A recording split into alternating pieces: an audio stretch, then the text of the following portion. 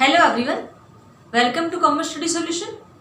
मैं सुमन और आज हम करते हैं एचआरएम का एक टॉपिक प्लेसमेंट। जो इसके प्रीवियस हैं हमने रिक्रूटमेंट सिलेक्शन है वो हम कर चुके हैं। वो वीडियो आपको देखना है, एक्चुअली वो देखने के बाद ही ये समझ में आएगा, तो एक बार आप वहाँ विजिट कर लें, चैनल को देखें।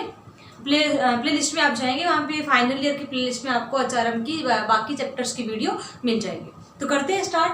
प्लेसमेंट क्या होता है कि जब हम क्या करते हैं, पर्सन को रिक्रूट कर लेते हैं और सिलेक्ट कर लेते हैं, उसके बाद का प्रोसीजर है हमने किसी एक पर्सन है उनको हमारे ऑर्गेनाइजेशन के लिए हमने सेलेक्ट कर लिया कि ठीक है ये पर्सन, इसको हम अपनी जॉब पे रखेंगे।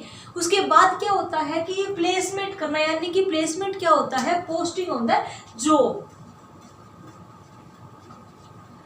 पर्सन को क्या करना, जॉब पे पोस्ट करना, यानी कि उसको अलॉट कर देना, क्या एक स्पेसिफिक वर्क उसको दे देना कि ठीक है आप ये वर्क करोगे। इसमें हमें बहुत सारी चीज़ें ध्यान में रखनी होती है। वैसे पोस्टिंग है वो इतना इजी भी नहीं होता, इतना डिफिकल्ट भी होता है, लेकिन क्या होता है ना, हमें देख के चलना होता है कि किस तरह का एम्प्लॉय है।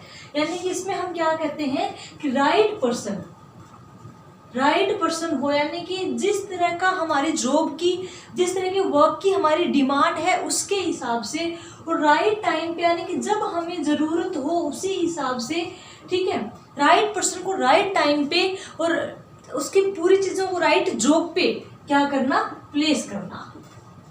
यानी कि जिस तरह की उसकी क्वालिफिकेशन है, जिस तरह की उसकी नॉलेज है, स्किल है, उसी के हिसाब से उसको वर्क देना, उसको सिलेक्ट करना, यानी कि पोस्ट करना जॉब के ऊपर। क्या ये चीज़ों को ध्यान में रख के कि हमारी जो ज़रूरत के हिसाब से हमें किस तरह का पर्सन चाहिए, आगे वाला पर्सन कितना नॉलेजेबल है, उसी के हिसाब से उनको क्या करना, जॉब को रखना जॉब पे।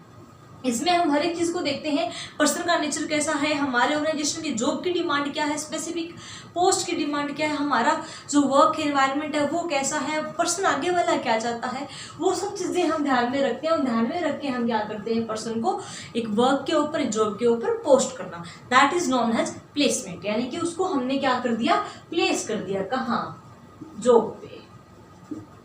जॉब पे क्या कर देना, प्लेस कर देना, यानी कि उसको स्पेसिफिक क्या कर देना, ऑफर कर देना। उसके बाद आता है प्लेसमेंट का। प्लेसमेंट बेसिकली क्या है, टू टाइप्स का होता है कि हम दो तरीके से प्लेसमेंट करते हैं। एक होता है डिफरेंशियल प्लेसमेंट, एक होता है ट्रेडिशनल प्लेसमेंट। डिफरेंशियल प्लेसमेंट के अंदर क्या होगा कि इसमें हम क्या देखते हैं, हम ओवरऑल, जो डिफरेंशियल प्लेसमेंट है ना, इसमें हम क्या देखेंगे, ओवरऑल नॉलेज, स्किल, एक्सपीरियंस, उसकी इंटेलिजेंसी, उसका इंटरेस्ट, हर एक चीज की हम क्या करते हैं, स्टडी करते हैं। लेकिन करते क्या है, ओवरऑल स्टडी करते हैं, स्पेसिफिक जॉब के लिए नहीं, कि ओवरऑल पर्सन है वो किस तरीके का है, एक स्पेसिफिक पर्सन है उसके बारे में हम कंप्लीट जानकारी लेते हैं कि वो बंदा किस तरीके का है, उसको किस किस नॉलेज के लिए है, ये पर्सन हमारे कौन कौन सी पोस्ट के लिए सुटेबल हो सकता है, या इसकी ओवरऑल क्या एक्सपीरियंस है। इसके बाद वो सारा का सारा हम ओवरऑल चेक करते हैं डिफरेंशियल प्लेसमेंट के अंदर। देखो ऐसे नेम पता चल रहा है कि डिफरेंशियल, यानी कि हम उसको फिर कहीं भी डिफरेंट जॉब के ऊपर प्लेस कर सकते हैं। एक पर्सन है वो कई जॉब के लिए सुटेबल हो सकता है, वो हम इसमें चेक करते हैं। और जो ट्रेडिशनल है इसके अंदर हम क्या देखते हैं, स्पेसिफिक किसी एक जॉब के लिए, पोस्ट के लिए, स्पेसिफिक पोस्ट के लिए हम पर्सन को चेक करते हैं। चेक हम यही करेंगे, उसकी कितनी नॉलेज है, क्या स्किल है, उसके चेक सारा सारा हम यही करेंगे। लेकिन हम ध्यान में रख के क्या करेंगे, इससे एक पर्टिकुलर एक जॉब की एक पोस्ट है, उस पोस्ट के लिए हमें क्या क्या रिक्वायरमेंट है, वो सारी रिक्वायरमेंट उस एक पर्टिकुलर पर्सन में है कि नहीं है, वो चीज़ें हम इसमें क्या करते हैं, ट्रेडिशनल में चेक करते हैं। यानी कि डिफरेंशियल में क्या होता है कि हम ओवरऑल चेक करते हैं उसको डिफरेंट पोस्ट के लिए। ट्रेडिशनल में क्या होता है, हम स्पेसिफिक पोस्ट के लिए उस पर्सन को देखते हैं, उसकी नॉलेज और स्किल को चेकआउट करते हैं। उसके बाद आता है इसके ऑब्जेक्टिव। इसके क्या क्या ऑब्जेक्टिव है, आखिर क्या उद्देश्य है, हमारा मेन उद्देश्य क्या रहता है प्लेसमेंट को, हम क्या उसके प्लेसमेंट जब करते हैं, किसी भी एम्प्लॉय को प्लेस उसकी जॉब पे हम रखते हैं, पोस्ट पे रखते हैं। सबसे पहला क्या होता है कि हमने उस पर्सन के इंटरेस्ट के अकॉर्डिंग, उसकी क्वालिफिकेशन के अकॉर्डिंग, नॉलेज के अकॉर्डिंग अगर हमने पर्सन को रखा है तो उसकी जो फ्रस्ट्रेशन है, यानी कि उसकी जो टेंशन है वो खत्म हो जाएगी, क्योंकि उसको ये होगा कि ये काम मुझे आता है।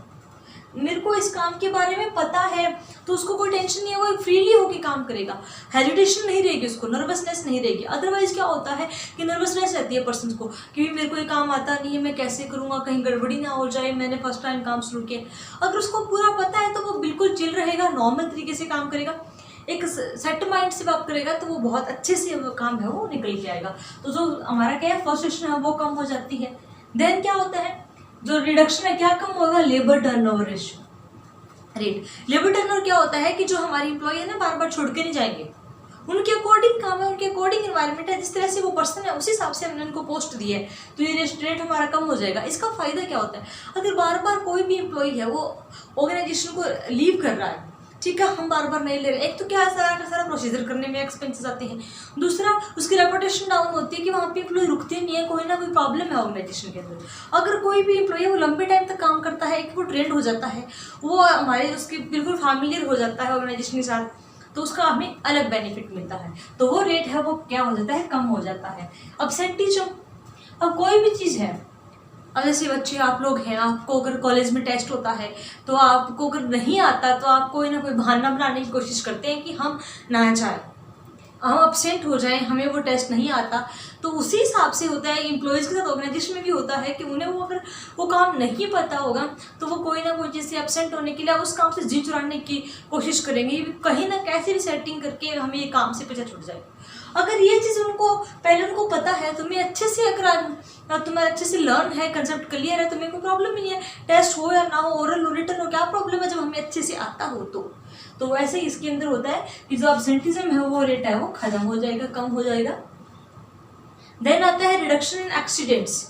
अब कोई भी काम है हमें पता है तो वो क्या है कि नर्वसनेस नहीं होगी, हमें पता होगा इस काम को कैसे करना है, तो उसमें टूट फूट नहीं होगी, कोई खराबी नहीं होगी, तो एक्सीडेंट्स नहीं होंगे हमारे इसमें, यानी कि कोई गड़बड़ी नहीं होगी, तो वो उस रेट में कम हो जाएगा।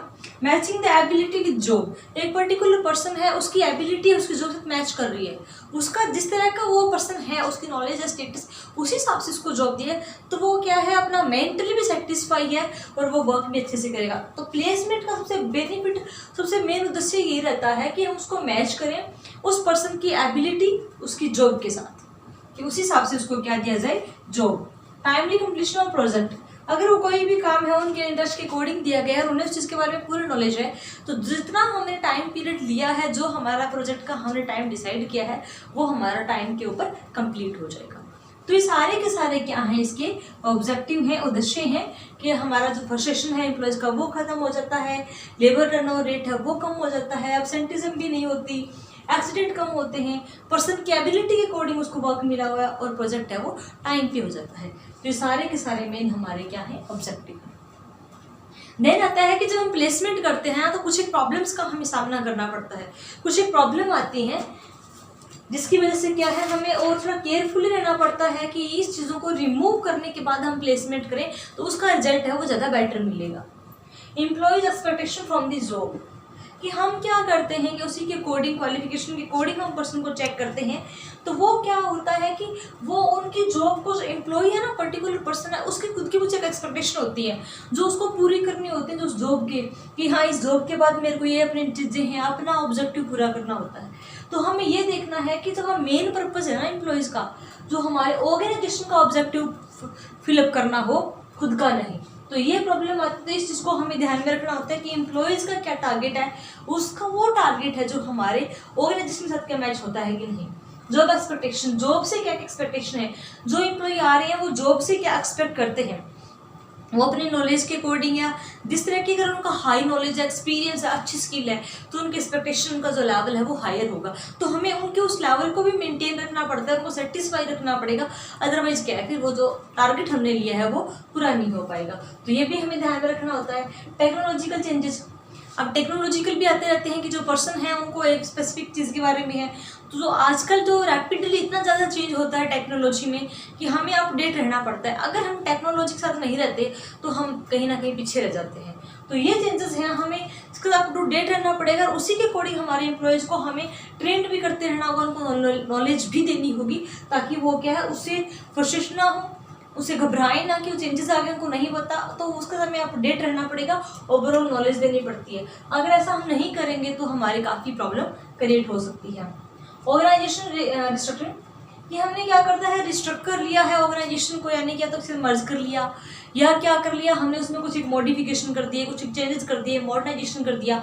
तो उसी के साथ हमें मेंटेन करना पड़ेगा कि हमें ओवरऑल चीज़ों को लेके चलना पड़ता है कि हम अपने ऑर्गेनाइजेशन को रिस्ट्रिक्ट कर रहे हैं, उसको मेंटेन करते हैं, तो उसको उसका जो भी हमने रिस्ट्रिक्टिंग करी है उसी के अकॉर्डिंग भी हमें क्या है आगे जो चीज़ें हैं उसको चेंज करना होगा, उसी को साथ लेके चलना होगा ताकि प्रॉब्लम ना हो। अगर हम बाकी चीज़ों को साथ नहीं लेंगे, ओवरऑल जितने भी एम्प्लॉई हैं उनको साथ लेके चलना होगा, अगर ऐसा नहीं करेंगे तो काफ़ी प्रॉब्लम है वो क्रिएट हो सकती है। प्रॉब्लम ड्यू टू नेचर और जॉब, जो भी जॉब है उसके नेचर के अकॉर्डिंग है, यानी कि उसके किस तरह का हमारा ऑर्गेनाइजेशन है, उसमें किस तरह की जॉब हमारी जो ऑर्गेनाइजेशन है वो प्रोवाइड करवाती है। बेसिकली क्या है ना, 3 टाइप की होती है। इंडिपेंडेंट जॉब होता है, सीक्वेंशियल जॉब होता है एंड पूल जॉब होता है। एक तो क्या होता है, टोटली इंडिपेंडेंट है, ठीक है, स्वतंत्र हैं, लोग अपने अकॉर्डिंग वर्क करते हैं, उसी ठीक है, आपको एक स्पेसिफिक प्रोजेक्ट है उसको पूरा करना है, अपने अकॉर्डिंग कीजिए। दूसरा क्या होता है, सिक्वेंशनल, उसमें क्या है सीक्वेंस के हिसाब से कि इसमें ये चीज़ें हैं, एक चीज़ दूसरी के ऊपर डिपेंड है, एक वो एम्प्लॉई है वो वर्क करेगा, फिर दूसरी को वो उसका कंप्लीट होने के बाद दूसरे का शुरू होगा, तो एक दूसरे के ऊपर डिपेंड है, उन्हें एक दूसरे के अकॉर्डिंग काम करना होता है, तो इस तरीके से काम करेंगे।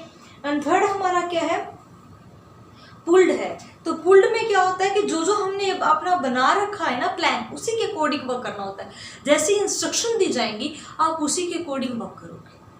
तो वो भी हमें देखना होता है कि किस तरह का नेचर है जॉब का, इंडिपेंडेंट है, सिक्वेंशनल है या फिर पुल्ड है, जिस भी तरह का है उसी के अकॉर्डिंग हमें एम्प्लॉयज़ को भी देखना होगा और उनको बताना भी होगा। तो ये चीज़ें हैं, कुछ एक प्रॉब्लम्स हैं वो क्रिएट हो सकती हैं प्लेसमेंट के टाइम, तो इनको ध्यान में रख के अगर हम करेंगे तो उसका हम बेटर रिजल्ट है वो गेन कर सकते हैं। तो इसी के साथ अपना जो प्लेसमेंट टॉपिक है वो क्या होता है, कंप्लीट होता है।